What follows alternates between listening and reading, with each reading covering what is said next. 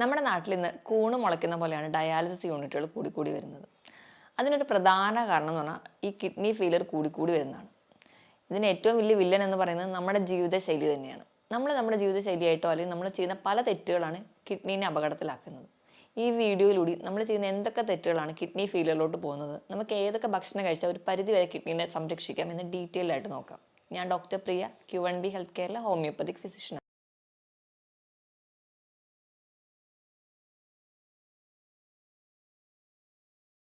നമ്മൾ ചെയ്യുന്ന ചില തെറ്റുകൾ നമ്മൾ തന്നെ അറിയാതെ ചെയ്യുന്ന തെറ്റുകളായിട്ടോ നമ്മൾ അറിയുന്ന ഒരുപാട് തെറ്റുകൾ നമ്മൾ ചെയ്യുന്നതുകൊണ്ടോ കിഡ്നി ഇന്ന് കംപ്ലീറ്റ് ഫെയിലിയറിലോട്ട് പോകുന്നുണ്ട്. കിഡ്നി എന്ന് പറഞ്ഞാൽ നമ്മുടെ ശരീരത്തിലെ A to Z പ്രവർത്തനങ്ങളെ മാനേജ് ചെയ്യുന്ന ഒരാളാണ്.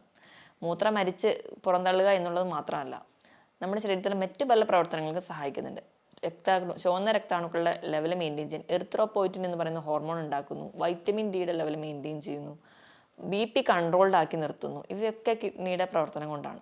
നമുക്ക് വേണ്ട ധാതുക്കളെയും ലവണങ്ങളെയൊക്കെ സോർട്ട് ഔട്ട് ചെയ്തെടുക്കുന്നതും ഈ കിഡ്നി തന്നെയാണ്. അപ്പം നമ്മുടെ ശരീരത്തിലെ ഒട്ടുമിക്ക പ്രവർത്തനങ്ങൾക്ക് സഹായിക്കുന്നതാണ് കിഡ്നി. ചെറിയ ചെറിയ അപകടങ്ങളൊക്കെ വന്നാലും കിഡ്നി പുറത്തോടൊന്നും ലക്ഷണങ്ങൾ കാണിക്കാതെയൊക്കെ ഒരു പരിധി വരെ മാനേജ് ചെയ്തു പോകും.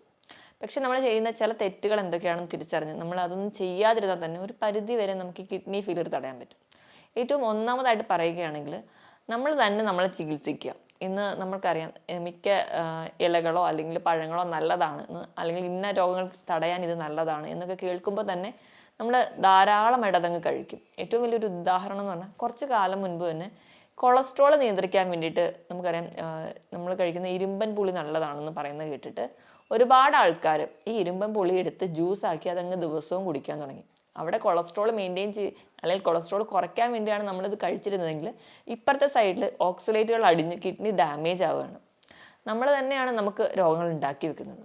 ഇതുപോലെയാണ് മറ്റ് പല കണ്ടീഷൻസ് എടുക്കുകയാണെങ്കിലും ചില ഇലക്കറികൾ പൊതുവേ നമുക്ക് ശരീരത്തിന് നല്ലതാണ്. അപ്പോൾ ഇലക്കറികൾ പാകം ചെയ്ത് കഴിക്കുകയാണെങ്കിൽ നമുക്ക് ദോഷമില്ല. ഇത് തന്നെ നമ്മൾ അരച്ച് പിഴിഞ്ഞ് ജ്യൂസായി കുടിക്കുന്നവരാണെങ്കിൽ ഇത് നമ്മുടെ കിഡ്നിനെ നശിപ്പിക്കുന്നു. നെല്ലിക്ക നമുക്ക് നല്ലതാണ്, ഏറ്റവും നല്ല പോലെ വൈറ്റമിൻ സി ഉണ്ട്, ഏറ്റവും നല്ല റിച്ച് സോഴ്സ് ആണെന്ന് നമുക്കറിയാം.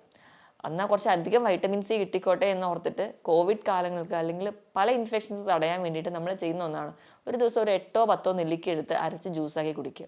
അത് നമുക്ക് ദോഷം ചെയ്യും. ദിവസം 1-2 നെല്ലിക്ക അത്രയും നമ്മുടെ ശരീരത്തിന് ആവശ്യമുള്ളൂ. ഞാൻ ഈ പറഞ്ഞതെല്ലാം നിങ്ങൾ ജ്യൂസാക്കി കഴിക്കുകയാണെങ്കിലാണ് പ്രശ്നം ഉണ്ടാവുക. നമ്മൾ പാകം ചെയ്തിട്ടാണ് കഴിക്കുന്നതെങ്കിൽ നമ്മൾ ഇപ്പോൾ ചീരയൊക്കെ ആണെങ്കിൽ ഒരു ലിമിറ്റിൽ നമുക്ക് കുക്ക് ചെയ്ത് കഴിക്കുകയാണെങ്കിൽ നമുക്ക് കുഴപ്പമില്ല. നമ്മൾ ആ ജ്യൂസാക്കി കഴിക്കുമ്പോഴാണ് ഈ പറഞ്ഞ പ്രശ്നങ്ങൾ ഉണ്ടാവുന്നത്. ഇനി അടുത്തൊരു പ്രശ്നം എന്ന് പറഞ്ഞാൽ പെയിൻ കില്ലേഴ്സിൻ്റെ അധികമായിട്ടുള്ള ഉപയോഗം. ഡോക്ടേഴ്സിനെ കാണാനോ അല്ലെങ്കിൽ ഡോക്ടറെ കാണാനുള്ള ബുദ്ധിമുട്ട് കൊണ്ടോ ഒരു സമയ ലാഭത്തിന് വേണ്ടിയിട്ടോ സ്വയം ചികിത്സിക്കുക. പനി വരുമ്പോൾ ഉടനെ പാരസെറ്റമോളോ അല്ലെങ്കിൽ മറ്റ് പെയിൻ കില്ലേഴ്സോ അല്ലെങ്കിൽ ടെമ്പറേച്ചർ കുറയ്ക്കാൻ മറ്റ് ടാബ്ലറ്റ്സോ ഡിപ്പെൻഡ് ചെയ്യുക. ഇങ്ങനെയൊക്കെ ചെയ്യുന്നതിൻ്റെ ഭാഗമായിട്ട് ഡോക്ടറുടെ കൺസൾട്ടേഷൻ ഇല്ലാതെ മെഡിസിൻസ് എടുക്കുന്നതിൻ്റെ ഭാഗമായിട്ട് കിഡ്നി ഫെയിലിയറിലോട്ട് പോകാം. ഇനി അധികമായിട്ട് ഫോസ്ഫറസ് കണ്ടൻറ്റുള്ള ഭക്ഷണങ്ങൾ നമ്മൾ കൂടുതലായിട്ട് കഴിക്കാം. ഫോസ്ഫറസ് കണ്ടൻറ്റുള്ള ഭക്ഷണങ്ങൾ എന്ന് പറയുമ്പോൾ നമ്മൾ കഴിക്കുന്ന പേസ്ട്രി, കേക്ക്സ്, പുഡിംഗ് ഇവയിലൊക്കെ ധാരാളം ഫോസ്ഫറസ് ഉണ്ട്. ഇവ നമ്മുടെ ശരീരത്തിൽ അധികമായിട്ട് ചെന്ന് കഴിഞ്ഞാലും പ്രശ്നമാണ്. അതുപോലെ തന്നെ സോഡിയത്തിൻ്റെ അളവ് കൂടിയാലും നമുക്കറിയാം BP കൂടാനൊരു കാരണം എന്ന് പറഞ്ഞാൽ സോഡിയം കൂടുന്നതാണ്.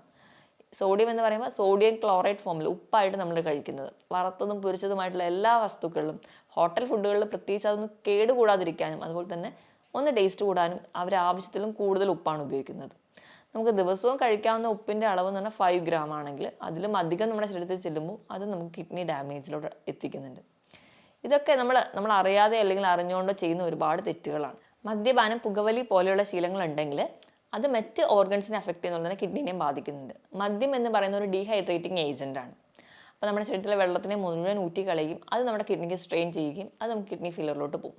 പുകവലി എന്ന് പറയുമ്പോൾ അവിടെ ഉണ്ടാകുന്ന നിക്കോട്ടിൻ എന്ന് പറയുന്ന പ്രൊഡക്റ്റ് രക്തക്കുഴലിൽ അടിയുകയും അത് അടിയുന്ന ഭാഗമായിട്ട് കിഡ്നി ഫെയിലിയറിലോട്ട് പോകാം. കാരണം കിഡ്നിക്ക് വേണ്ട രീതിയിലുള്ള രക്തം പമ്പ് ചെയ്ത് എത്തുന്നില്ലാത്തതുകൊണ്ട്.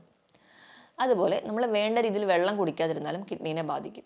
നമ്മൾ ദാഹിക്കുമ്പോൾ മാത്രം വെള്ളം കുടിക്കുക അല്ലെങ്കിൽ ചോറുണ്ട് കഴിഞ്ഞ് ഒരു ഗ്ലാസ് വെള്ളം കുടിക്കുക, ഈ ഒരു ശീലമുള്ളവരാണെങ്കിൽ നമ്മുടെ ശരീരഭാരത്തിനനുസരിച്ച് വെള്ളം നമ്മുടെ ശരീരത്തിൽ എത്തിയില്ലെങ്കിലും നമുക്ക് കിഡ്നിക്ക് ഫെയിലിയറിലോട്ട് പോകാൻ കാരണമാകും.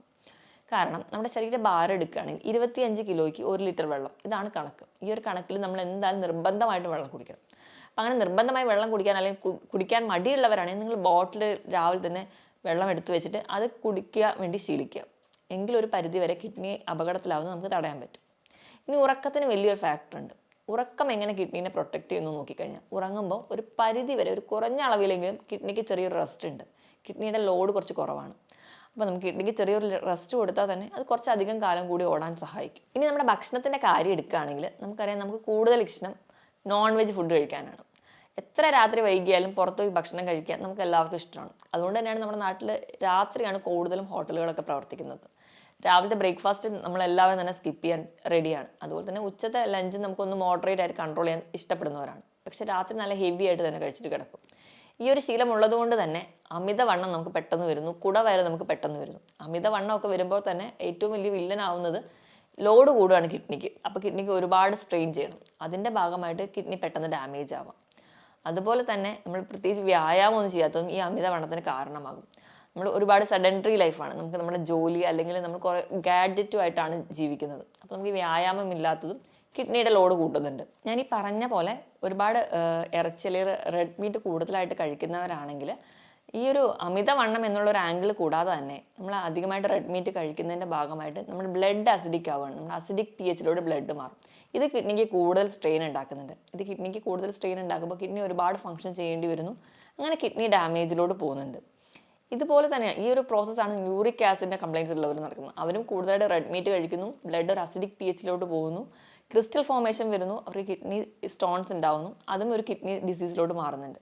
അപ്പം മാക്സിമം നിങ്ങൾ നോൺ വെജ് പ്രോട്ടീൻസ് കഴിക്കാതെ കുറച്ചുകൂടെ വെജ് പ്രോട്ടീൻസ് അല്ലെങ്കിൽ വെജിറ്റബിൾസും ഫ്രൂട്ട്സും അതിനെ ബാലൻസ് ചെയ്യുന്ന രീതിയിൽ കഴിക്കാൻ വേണ്ടി ശ്രദ്ധിക്കുകയാണെങ്കിൽ ഒരു പരിധി വരെ നമുക്ക് കിഡ്നീനെ പ്രൊട്ടക്ട് ചെയ്യാം. ഞാൻ ഈ പറഞ്ഞ ശീലങ്ങൾ, ഈ കുറച്ച് ശീലങ്ങളാണ് നമ്മുടെ കിഡ്നി ഡാമേജിലോട്ട് പെട്ടെന്ന് എത്തിക്കുന്നത്. മാക്സിമം ഈ ഒരു ശീലങ്ങൾ നമ്മൾ ചെറുപ്പത്തിൽ തൊട്ടേ ഒഴിവാക്കുകയാണെങ്കിൽ ഒരു പരിധി വരെയൊക്കെ നമുക്ക് കിഡ്നി ഡാമേജ് തടയാനും പറ്റും. ഇനി നമുക്ക് ഇങ്ങനെയൊക്കെയാണ് കിഡ്നി രോഗങ്ങൾ വന്നു പോയിട്ടുണ്ടെങ്കിൽ അല്ലെങ്കിൽ കിഡ്നി രോഗങ്ങൾ വരാതിരിക്കാൻ ഒരു പരിധി വരെ നമ്മുടെ ഭക്ഷണത്തിൽ എന്തൊക്കെ ശീലിക്കണം നോക്കാം. അപ്പം ഡയബറ്റീസോ BP കൊളസ്ട്രോൾ പോലെയുള്ള രോഗങ്ങളുള്ളവരാണെങ്കിൽ നിങ്ങൾ ബേസിക്കായിട്ട് അത് കൺട്രോൾ ചെയ്യുമ്പോൾ തന്നെ ഒരു പരിധി വരെ നമുക്ക് കിഡ്നിയുടെ ഡാമേജ് ഒക്കെ കൺട്രോൾ ചെയ്യാൻ പോകാം. അപ്പം നമുക്ക് കിഡ്നീനെ പ്രൊട്ടക്ട് ചെയ്യാൻ വേണ്ടി നമ്മൾ കഴിക്കേണ്ട ചില ഭക്ഷണങ്ങൾ എന്തൊക്കെയാണെന്ന് നോക്കാം. ഒന്നാമതായിട്ട് ക്യാപ്സിക്കം. ക്യാപ്സിക്കത്തിൽ ലൈക്കോപ്പീൻ എന്ന് പറയുന്ന ഒരു ആൻറ്റി ഓക്സിഡൻസ് ഉണ്ട്. അതൊരു പരിധി വരെ കിഡ്നിക്ക് ഉണ്ടാകുന്ന നീർക്കെട്ടുകളോ ഇൻഫ്ലമേഷൻസോ കുറയ്ക്കുന്നുണ്ട്. അതുപോലെ തന്നെ ധാരാളം ഫൈബേഴ്സും വൈറ്റമിൻ B6 ഒക്കെ ഫോളേറ്റ്സും ഒക്കെ ഈ ക്യാപ്സിക്കത്തിലുണ്ട്. ഈ ഫോളേറ്റ്സും വൈറ്റമിൻ B6 ഒക്കെ ഉള്ളതുകൊണ്ട് തന്നെ ഒരു പരിധി വരെ നമുക്ക് RBC പ്രൊഡക്ഷന് സഹായിക്കും. അപ്പോൾ കിഡ്നി ഡാമേജ് ഒക്കെ ആയിട്ട് എറിത്രോപോയിറ്റിനൊക്കെ കുറഞ്ഞ രീതി നിൽക്കുകയാണെങ്കിൽ നമുക്ക് HB കുറയുന്നത് കാണാം. നല്ലപോലെ ക്ഷീണമൊക്കെ ഉള്ളവരാണെങ്കിൽ ഇത് കഴിച്ചാൽ ഒരു കുറച്ചൊക്കെ മാനേജ് ചെയ്യുന്നത് കാണാൻ പറ്റും. ഇതുപോലെ തന്നെ ക്യാബേജിലും ഈ പറഞ്ഞ രീതിയിൽ ഫോളേറ്റ്സും ഫൈബേഴ്സും ഒക്കെ ധാരാളം അടങ്ങിയിട്ടുണ്ട്. ഇവ നമ്മുടെ കിഡ്നിനെ പ്രൊട്ടക്ട് ചെയ്യാനും ഒരു പരിധിവരെ നീർക്കെട്ടുകൾ കുറയ്ക്കുന്നതിനും സഹായിക്കും. ഇനി നമുക്ക് മഞ്ഞൾ നല്ലൊരു ആൻറ്റി ഓക്സിഡൻ്റ് ആണ് നമുക്കറിയാം. അതുപോലെ തന്നെ മഞ്ഞളിലുള്ള ആൻറ്റി ഓക്സിഡൻ്റ് കുർക്കുമിൻ എന്ന് പറയുന്നത് നമ്മുടെ കിഡ്നിയിൽ ഉണ്ടാകുന്ന നീർക്കെട്ടുകൾ ഒരു പരിധി വരെ കുറയ്ക്കുന്നുണ്ട്. ഇനി മറ്റൊന്ന് പറഞ്ഞാൽ ഒലിവ് ഓയിലാണ്. ഒലിവ് ഓയിൽ എന്ന് പറയുന്നത് നമുക്കറിയാം നല്ലൊരു ആൻറ്റി ഓക്സിഡൻ്റ് ആണ്. അതുപോലെ ഇതിൽ അടങ്ങിയിട്ടുള്ള ഫാറ്റി ആസിഡ് എന്ന് പറയുന്നത് ഒലീക് ആസിഡ്, ഇവ നമുക്ക് കിഡ്നിക്ക് ഉണ്ടാകുന്ന ഒരു സ്ട്രെയിൻ കുറയ്ക്കുന്നതായിട്ട് കാണാം. ഒലിവ് ഓയിൽ നമുക്ക് ഏറ്റവും നല്ലതെന്ന് പറഞ്ഞാൽ സാലഡിലൊക്കെ ഒരു ഡ്രസ്സിംഗ് ആയിട്ട് ഉപയോഗിക്കാം. ഒരിക്കലും കുക്ക് ചെയ്യാൻ വേണ്ടിയിട്ടല്ല, ജസ്റ്റ് സാലഡൊക്കെ ഉണ്ടാക്കി അതിൻ്റെ മുകളിലൊരു ഡ്രസ്സിംഗ് ആയിട്ട് ഒലിവ് ഓയിൽ കഴിക്കുകയാണെങ്കിൽ നിങ്ങൾക്ക് നല്ലതാണ്. അതുപോലെ തന്നെ അതിൽ ധാരാളം omega-3 ഫാറ്റി ആസിഡ്സും ഉണ്ട്. ഇനി ഏറ്റവും നല്ലതെന്ന് പറയുന്നത് ആപ്പിളാണ്. ആപ്പിൾ ധാരാളം ഫൈബേഴ്സ് ഉണ്ട്. ഈ ഫൈബേഴ്സ് നമുക്കിപ്പം കുടലിലോ അല്ലെങ്കിൽ നമ്മുടെ ശരീരത്തിലുണ്ടാകുന്ന പല ടോക്സിൻസിനെ പെട്ടെന്ന് തന്നെ പുറം തള്ളി കളയാൻ വേണ്ടിയിട്ട് നമുക്ക് ഈ ഫൈബേഴ്സ് നമ്മളെ സഹായിക്കുന്നുണ്ട്. അപ്പോൾ നിങ്ങൾക്ക് കഴിക്കാവുന്ന ഒരു ഫ്രൂട്ടാണ് ആപ്പിൾ. അതുപോലെ തന്നെ തണ്ണിമത്തൻ കഴിക്കുമ്പോൾ അതിലും ഈ ലൈക്കോപ്പിൻ എന്ന് പറയുന്ന ആൻറ്റി ഓക്സിഡൻസ് ഉണ്ട്. അത് നമുക്ക് ഇൻഫ്ലമേഷൻ കുറയ്ക്കുന്നുണ്ട്. അതുപോലെ തണ്ണിമത്തൻ നമുക്ക് നല്ല ഹൈഡ്രേഷൻ തരുന്ന ഒരു ഫ്രൂട്ടാണ്. അപ്പോൾ അതും നിങ്ങൾക്ക് ഉൾപ്പെടുത്തുന്ന ഒരു പരിധിവരെ കിഡ്നിനെയൊക്കെ സംരക്ഷിക്കാൻ വേണ്ടി സഹായിക്കും. ഇനി ഇത് കൂടാതെ തന്നെ നമുക്ക് നമ്മുടെ ഉപ്പിൻ്റെ അളവൊന്ന് നിയന്ത്രിക്കാൻ വേണ്ടി ശ്രദ്ധിക്കുക. കിഡ്നീനെ അപകടത്തിലാക്കുന്നതിന് മുൻപ് നിങ്ങളുടെ ഉപ്പിൻ്റെ അളവ് നിങ്ങൾ കഴിക്കുമ്പോൾ മാക്സിമം വറുത്തതും പൊരിച്ചതൊക്കെ ഒഴിവാക്കിയിട്ട് ഇതൊക്കെ കഴിക്കുന്നതിനോടൊപ്പം തന്നെ നിങ്ങളുടെ ഉപ്പിൻ്റെ അളവ് മെയിൻറ്റെയിൻ ചെയ്യുക. മാക്സിമം നിങ്ങൾ ഫുഡൊക്കെ കഴിക്കുമ്പോൾ ഒരു 4 ഗ്രാമിലൊക്കെ കൂടാതിരിക്കാൻ വേണ്ടി ശ്രദ്ധിക്കുക. അപ്പോൾ നമുക്ക് ഉപ്പിൻ്റെ അളവ് മെയിൻറ്റെയിൻ ചെയ്യുന്ന ഒരു പരിധിവരെ കിഡ്നി ഡാമേജ് ഒക്കെ കുറയ്ക്കാൻ പറ്റും. ഇനി ഭക്ഷണത്തിൽ ഉൾപ്പെടുത്തേണ്ടതാണ് വെളുത്തുള്ളിയിൽ അല്ലിസിൻ എന്ന് പറയുന്ന ഒരു കണ്ടന്റ് ഉണ്ട്. ഇതും നമുക്കൊരു പരിധിവരെ കിഡ്നി ഡാമേജ് കുറയ്ക്കാൻ പറ്റും. അതുപോലെ ഇഞ്ചിയിൽ അടങ്ങിയിട്ടുള്ള കണ്ടന്റ് നമുക്ക് ശരീരത്തിലുണ്ടാകുന്ന നീർക്കെട്ടുകൾ കുറയ്ക്കുന്നു. അതുപോലെ തന്നെ കിഡ്നി ഡാമേജ് ഉണ്ടാകുമ്പോൾ ഒരുപാട് പേർക്ക് ഉണ്ടാകുന്ന ഒരു ബുദ്ധിമുട്ടാണ് നടുവിന് കഴപ്പ്, നടുവേദനയൊക്കെ. ഈ ഒരു പ്രശ്നവും നമുക്കൊരു പരിധിവരെ കുറയ്ക്കാൻ പറ്റും. അതുപോലെ തന്നെ ഇഞ്ചി നല്ലൊരു ഡയൂറെറ്റിക്കായിട്ടും ആക്ട് ചെയ്യുന്നുണ്ട്. ധാരാളം ഇലക്കറികളൊക്കെ കഴിക്കുക. ഇലക്കറികൾ എന്ന് പറയുമ്പോൾ നമ്മൾ ചീര മാത്രമല്ല, അല്ലാതെ മറ്റ് ബ്രക്കോളി അങ്ങനെയുള്ള ഇലക്കറികളൊക്കെ ധാരാളമായി കഴിക്കാൻ വേണ്ടി ശ്രദ്ധിക്കുക. ഇപ്പോഴും പാചകം ചെയ്ത് കഴിക്കുമ്പം ഇതിൽ നിന്നും നമുക്ക് നമ്മുടെ RBC പ്രൊഡക്ഷൻ ആവശ്യമായിട്ടുള്ള വൈറ്റമിൻസോ അല്ലെങ്കിൽ മിനറൽസോ അല്ലെങ്കിൽ അയണൊക്കെ നമുക്ക് കിട്ടുന്നുണ്ട്. നമുക്ക് ഈ ഒരു RBC കുറയുന്നതുകൊണ്ടോ അല്ലെങ്കിൽ HB കുറയുന്നതുകൊണ്ടോ ഉണ്ടാകുന്ന ക്ഷീണവും ഒരു പരിധി വരെ കുറയ്ക്കാൻ പറ്റും. ഈ പറഞ്ഞ രീതിയിലൊക്കെ ഭക്ഷണം കഴിക്കുകയാണെങ്കിൽ ഒരു പരിധി വരെയൊക്കെ നമുക്ക് നമ്മുടെ കിഡ്നിനെ സംരക്ഷിച്ച് നിർത്താൻ പറ്റും. ഇനിയിപ്പോൾ നമ്മൾ കഴിക്കുന്ന ഭക്ഷണത്തിൽ പ്രോട്ടീൻ്റെ അളവ് നോക്കുകയാണെങ്കിൽ 1 കിലോയ്ക്ക് 1 ഗ്രാം ഇതാണ് നമ്മൾ കഴിക്കുന്ന പ്രോട്ടീൻ്റെ അളവ്. അതായത് ഒരു 70 കിലോ ഉള്ള ഒരാളാണെങ്കിൽ 70 ഗ്രാം പ്രോട്ടീൻ അവർക്ക് കഴിക്കാം ഒരു ദിവസം. കിഡ്നി ഡാമേജ് ഒക്കെ സ്റ്റാർട്ട് ചെയ്തു അല്ലെങ്കിൽ ചെറിയ ചെറിയ ലക്ഷണങ്ങളൊക്കെ കണ്ടു തുടങ്ങിയിട്ടുണ്ടെങ്കിൽ നിങ്ങളുടെ പ്രോട്ടീൻ്റെ അളവ് കുറയ്ക്കുക. എപ്പോഴും നിങ്ങൾ പ്രിഫർ ചെയ്യേണ്ടത് വെജിറ്റബിൾ പ്രോട്ടീൻസ് ആണ്. പയർ, കടല, പരിപ്പ്, കൂണ്, അതേപോലെ പനീർ ഇവയൊക്കെ കൂടുതലായിട്ട് കഴിക്കുക. മാക്സിമം നിങ്ങൾ അനിമൽ പ്രോട്ടീൻസ്, റെഡ് മീറ്റ് ഒക്കെ കുറയ്ക്കാൻ വേണ്ടി ശ്രദ്ധിക്കുക. ഇപ്പോൾ ഒരു കിഡ്നി പേഷ്യൻസ് ആയിക്കഴിഞ്ഞാൽ നിങ്ങൾ കഴിക്കേണ്ട പ്രോട്ടീൻ്റെ അളവ് എന്ന് പറഞ്ഞാൽ നിങ്ങളുടെ 1 കിലോയ്ക്ക് 0.8 ഗ്രാം മാത്രമേ പ്രോട്ടീൻ കഴിക്കാൻ പാടുള്ളൂ. ഇനി കൊഴുപ്പ് കഴിക്കുകയാണെങ്കിൽ നമ്മളൊരു ദിവസം കഴിക്കേണ്ട കൊഴുപ്പിൻ്റെ വെയിറ്റ് എന്ന് പറഞ്ഞാൽ 50 ഗ്രാം കൊഴുപ്പാണ്. കിഡ്നി ഡാമേജ് ഒക്കെ സ്റ്റാർട്ട് ചെയ്യുകയാണ്, അതിൻ്റെ ലക്ഷണങ്ങളൊക്കെ കണ്ടു തുടങ്ങിയിട്ടുണ്ടെങ്കിൽ കൊഴുപ്പ് ഒരു ദിവസം ഒരു 25 ഗ്രാം മാത്രമേ കഴിക്കാവുള്ളൂ. പകുതിയായിട്ട് കുറയ്ക്കണം. അതുപോലെ സോഡിയം, പൊട്ടാസ്യം ഒക്കെ ലെവൽ മെയിൻറ്റെയിൻ ചെയ്യാൻ വേണ്ടി ശ്രദ്ധിക്കുക. സോഡിയം ഞാൻ പറഞ്ഞ പോലെ വറുത്തതും പൊരിച്ചതും ഒക്കെ ഒന്ന് ഒഴിവാക്കുകയാണെങ്കിൽ, പപ്പടം, അച്ചാർ, ഉപ്പിലിട്ടതൊക്കെ ഒഴിവാക്കുകയാണെങ്കിൽ ഒരു പരിധി വരെ നമുക്ക് കൺട്രോൾ ചെയ്യാം. പൊട്ടാസ്യത്തിൻ്റെ ലെവൽ മെയിൻറ്റെയിൻ ചെയ്യാൻ വേണ്ടി നിങ്ങൾ അധികം പൊട്ടാസ്യമുള്ള ഭക്ഷണങ്ങളാണെങ്കിൽ ഒന്ന് ഒഴിവാക്കുക. കൂടുതലായിട്ട് പൊട്ടാസ്യം അടങ്ങിയിരിക്കുന്നത് കരിക്ക്, ഏത്തപ്പഴം, മാതളം ഇവയിലൊക്കെയാണ്. മാക്സിമം നിങ്ങൾ കഴിയുമ്പോൾ ഫ്രൂട്ട്സ് തിരഞ്ഞെടുക്കുമ്പോൾ പൊട്ടാസ്യം കുറവുള്ള പൈനാപ്പിൾ, ആപ്പിൾ, ബെറീസ്, പേരയ്ക്ക ഇവയൊക്കെ കൂടുതലായിട്ട് തിരഞ്ഞെടുക്കാൻ വേണ്ടി ശ്രദ്ധിക്കുക. ഇനി ഏത്തപ്പഴമൊക്കെ കഴിക്കാൻ താല്പര്യം ഉണ്ടെങ്കിൽ വല്ലപ്പോഴും കഴിക്കുമ്പോൾ പുഴുങ്ങി കഴിക്കുകയാണെങ്കിൽ ഒരു പരിധി വരെയൊക്കെ നമുക്ക് സോഡിയം, പൊട്ടാസ്യത്തിൻ്റെ അളവ് കുറയ്ക്കാൻ പറ്റും. ഞാൻ ഈ പറഞ്ഞ രീതിയിലൊക്കെ ഭക്ഷണം കൂടുതലായിട്ട് ഹെൽത്തി ആയിട്ട് കഴിക്കുക, കൃത്യമായിട്ട് വ്യായാമം ചെയ്യുക, നല്ല രീതിയിൽ കൃത്യമായിട്ട് ഉറങ്ങുക. അതായത് ഒരു 6-7 മണിക്കൂർ കൃത്യമായിട്ട് തന്നെ ഉറങ്ങാൻ വേണ്ടി ശീലിക്കുക. വ്യായാമം ആഴ്ചയിൽ 5 ദിവസമെങ്കിലും മാക്സിമം നിർബന്ധമായിട്ട് തന്നെ ചെയ്യാൻ വേണ്ടി ശ്രദ്ധിക്കുക. നല്ല രീതിയിൽ തന്നെ നിങ്ങൾക്ക് ആവശ്യത്തിന് വേണ്ടിയുള്ള വെയിൽ കൊള്ളുക, കൃത്യമായി വെള്ളം കുടിക്കുക. അപ്പോൾ നിങ്ങൾക്ക് കുറച്ചുകൂടെ ഹെൽത്തി ആയിട്ട് ഇരിക്കാൻ പറ്റും.